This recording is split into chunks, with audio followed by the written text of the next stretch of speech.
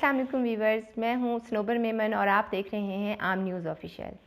आज का जो हमारा सेगमेंट है, आपके सवालात और इजाज़ के जवाबात के साथ मैं हाज़िर हूं आपकी खिदमत में। आपने अगर अभी तक हमारे चैनल को सब्सक्राइब नहीं किया तो काइंडली चैनल सब्सक्राइब करें और हमारी वीडियोज़ को लाइक करें और बेल आइकन को प्रेस करें ताकि आपको हमारी वीडियोज़ की लेटेस्ट अपडेट्स मिलती रहें। Thank you. तो हम अपना प्रोग्राम शुरू करते हैं। एजाज़ अली मेमन, जैसा कि आप सब जानते हैं, वो पॉलिटिकल एनालिस्ट हैं, गवर्नमेंट में भी काम कर चुके हैं और नेशनल और इंटरनेशनल अफेयर्स पर उनकी गहरी निगाह है।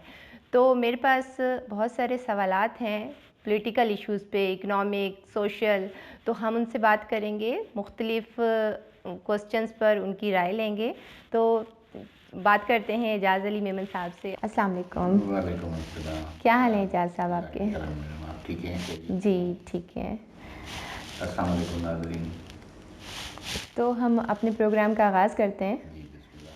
तो जो मेरा आज का सवाल है आपसे, पहला सवाल पाकिस्तान डेमोक्रेटिक मूवमेंट के बारे में है, जो उन्होंने नारा लगाया है रिसेंटली, आज़ाद बलूचिस्तान का।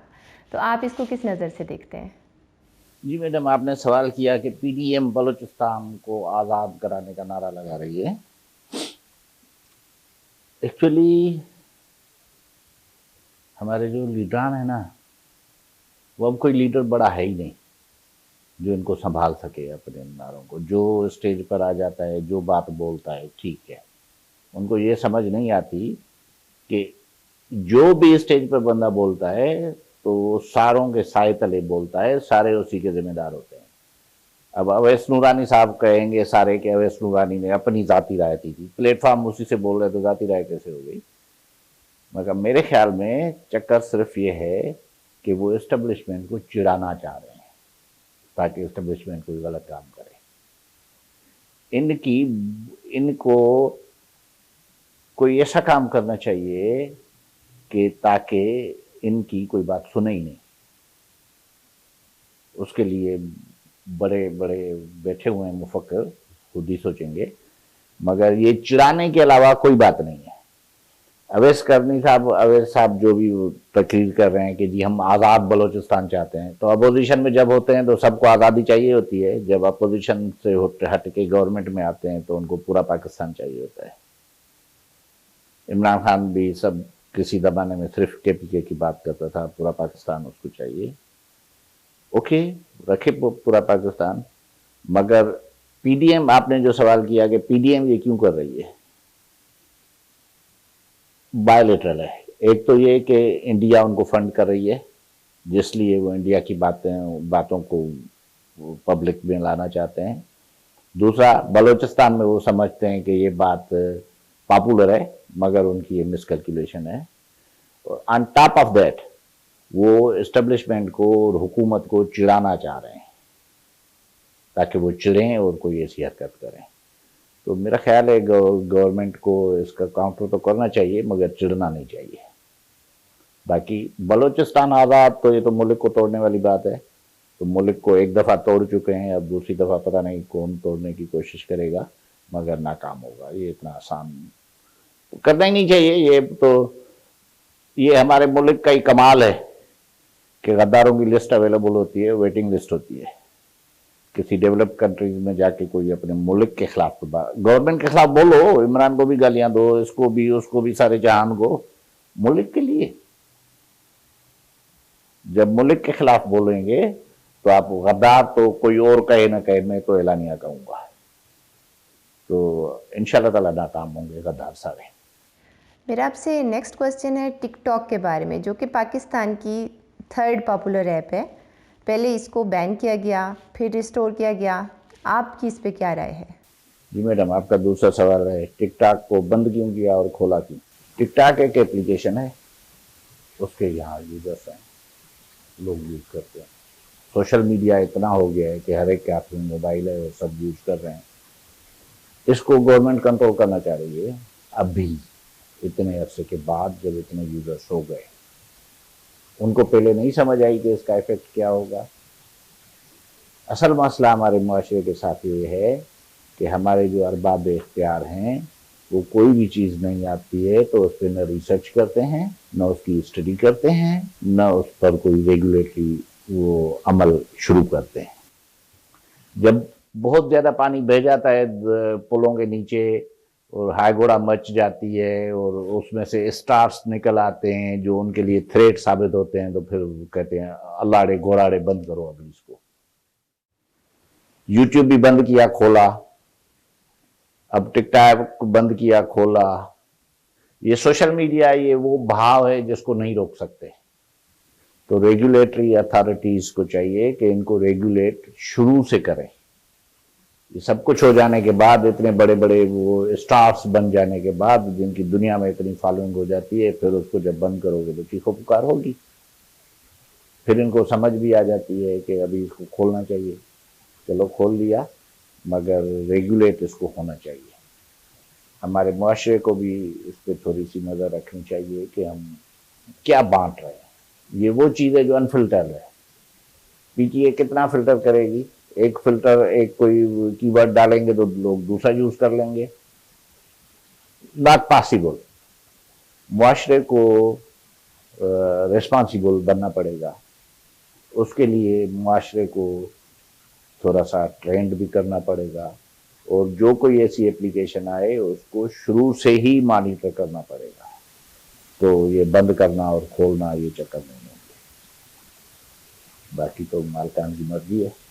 میرا آپ سے نیکسٹ کوسچن ہے، فرانس میں جو حضور پاک صلی اللہ علیہ وسلم کی شان میں گستاخی کا جو سوشا چھوڑا گیا ہے، اس پر جو مسلم امہ کا ریئیکشن ہے، اس کے بارے میں آپ کی کیا رائے ہے؟ جی میڈم، آپ نے سوال کیا کہ فرانس میں خاکے بنے، حضور میں شان کی گستاخی کی جسارت کی گئی. حضرت محمد مصطفیٰ صلی اللہ علیہ وسلم تو رحمت للعالمین ہیں، مگر جب سے اسلام آیا ہے، حضور کی بعثت ہوئی ہے، تو ان کے خلاف سازشیں بھی مسلسل چل رہی ہیں. ہمارے جو مسلمانوں کے اصل دشمن ہیں وہ یہودی ہے. یہودیوں نے شروع سے حضور کی زندگی سے ہی سازشیں شروع کر لیں قرآن کے خلاف. یہ اپنے لوگ بنا کے، مسلمان بنا کے مسلمانوں میں پھیلا دیے، سب کچھ کیا. ابھی وہ ریسرچ کے بعد اس بات پہ پہنچے ہیں کہ مسلمانوں کو ختم کرنا ہے اور اسلام کو ختم کرنا ہے، تو حضور کا جو پیار ہے لوگوں کے دل میں، مسلمانوں کے دل میں، جو اس کو ایمان کا جز سمجھتے ہیں، اس کو ختم کیا جائے. وہ ان کی کوشش ہے تو ناممکن، مگر وہ اس پہ کام کر رہے ہیں. ان ساری سازشوں کو جواب دینے کے لیے مسلم امہ کو متحد ہونا پڑے گا. جو ہم ناکام ہیں، ایز اے مسلم اس میں ناکام ہے. مسلم امہ کو حضور کے شان پر قربان ہونے کے لیے کسی وجہ کی کوئی ضرورت نہیں ہے. جان عزیز نہیں ہے حضور کے شان سے زیادہ. مسلم امہ کو ونس فار آل، ایک دفعہ سب کو اعلانیہ ان کو بتانا پڑے گا کہ یہ آپ کی کوشش کبھی بھی کامیاب نہیں ہوگی. مگر افسوس سے کہنا پڑتا ہے کہ ہماری حکومتیں اور مسلمان اس میں تھوڑا سا تذبذب کا شکار ہوتے ہیں. ہر کو اپنی اپنی ڈیلی کی مسجد بنانے کے چکر میں ہوتا ہے. اچھا، جو مخالف ہیں، فرانس والے ہیں، یا دنیا کے کسی بھی حصے میں جب بھی یہ کچھ ہوتا ہے تو وہ کہتے ہیں اس فریڈم آف اسپیچ کا وہ لیتے ہیں بہانہ، اس کا پروٹیکشن لیتے ہیں. تو ان کو کوئی بتائے کہ یہ فریڈم آف اسپیچ نہیں ہے. فریڈم آف اسپیچ، آپ کی زبان سے اگر کوئی بندہ مرتا ہے، آپ تو یہ مسلمانوں کو مارنے کی کوشش کر رہے ہو. عمران خان اور ٹرکش پریزیڈنٹ اس پہ کوشش کر رہے ہیں، مگر ہمیں اس سے زیادہ کوشش چاہیے. اور ان سب لوگوں کو، حضور کے دشمنوں کو بتانا پڑے گا کہ ایک آخری بھی مسلمان ہوگا اور کوئی ایسی کوشش کرے گا تو وہ اپنی جان بھی دے دے گا، مگر اس کوشش کو کامیاب نہیں ہونے دے گا۔ بس میں یہی کہوں گا کہ مسلم حکومتیں اور مسلم پبلک، مسلم امہ کو جوائنٹلی ری ایکشن دینا پڑے گا۔ ابھی ری ایکشن کا ٹائم ہے، خاموش بیٹھنے کا ٹائم نہیں ہے۔ لاہور میں ریسنٹلی کاشانہ سینٹر ایک یتیم خانے میں ایک لڑکی جس کا نام کائنات، اقرا کائنات تھا، اس کی موت ہوئی ہے۔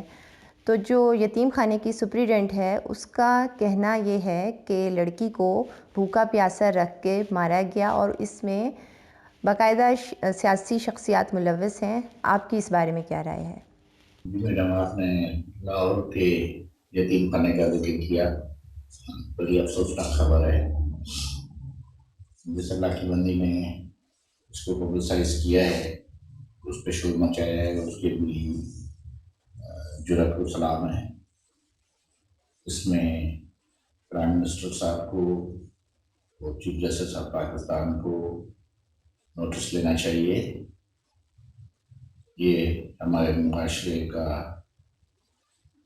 اذیتناک پہلو ہے، مگر کل 29 کو ان کا احتجاج ہے، احتجاج اللہ کرے کامیاب ہو جائے اور چیف جسٹس صاحب، آرمی چیف صاحب اور اپنے پرائم منسٹر صاحب اس کا نوٹس لیں اور کوئی ایسا ایکشن لیں تاکہ مجرموں کو پتہ چلے کہ ہاں ہمارے پاس انصاف ہے۔ حضرت علی نے کہا تھا کہ ظلم کی، کفر کی حکومت چل جاتی ہے، ظلم کی حکومت نہیں چلتی۔ ظلم کی حکومت جب انصاف نہ ہو تو ظلم کی حکومت ہوتی ہے۔ ظلم کو ختم کریں، نہ کر سکیں تو کوشش تو کریں، مگر مجھے تو کوشش بھی نظر نہیں آ رہی ہے۔ اللہ سب کی بچیوں کو حفظ و امان میں رکھے، اپنے پڑوس کا خیال رکھیں، اپنے محلوں کا سب کا خیال رکھیں، یتیم خانے میں کوئی پہنچے ہی نہیں، اللہ کرے۔ مگر یہ ہو گیا ہے، افسوس والی بات ہے۔ پرائم منسٹر پر یہ بوجھ ہے کہ اس پر کوئی ایکشن دے۔ بس میں یہی کروں گا۔ Thank you very much. شکریہ اعجاز صاحب، آپ نے ہمارے سوالوں کے تفصیلی جوابات دیے۔ تو انشاءاللہ آپ سے ملاقات ہوگی نیکسٹ پروگرام میں، تب تک کے لیے اللہ حافظ۔ ناظرین، آپ نے ہمارا پروگرام دیکھا، تھینک یو سو مچ۔ آپ ہمیں اپنے سوالات بھیج سکتے ہیں ارد گرد، اگر آپ کے سراؤنڈنگ میں کسی قسم کا کوئی سوشل ایشو ہے، کسی ٹاپک کو آپ ریز کرنا چاہتے ہیں تو کائنڈلی وہ ہمیں ہمارے ای میل ایڈریس جو کہ ہمارے اسکرین پہ آ رہا ہے، واٹس ایپ نمبر بھی، آپ اس پہ مجھے میسیجز کر سکتے ہیں، ای میل بھیج سکتے ہیں۔ ہم کوشش کریں گے کہ ان سوالات کو اپنے پروگرام میں ریز کریں، ان ایشوز پہ بات کی جائے، تو اس طرح پوری پبلک ہمارے ملک کی ہمارے پروگرام میں پارٹیسپیٹ کر سکتی ہے، اپنی رائے کا اظہار کر سکتی ہے۔ یہ ایک پبلک پلیٹ فارم ہے جس میں ہر بندے کی رائے کو ہم پریفر کریں گے اور اپنے پروگرام کے ذریعے اس کو ہائی لائٹ کرنے کی کوشش کریں گے۔ تھینک یو فار واچنگ، اور ہماری چینل کو سبسکرائب کرنا مت بھولیں، ہماری ویڈیوز کو لائک کریں۔ انشاءاللہ آپ سے نیکسٹ پروگرام میں ملاقات ہوگی، تب تک کے لیے اللہ حافظ۔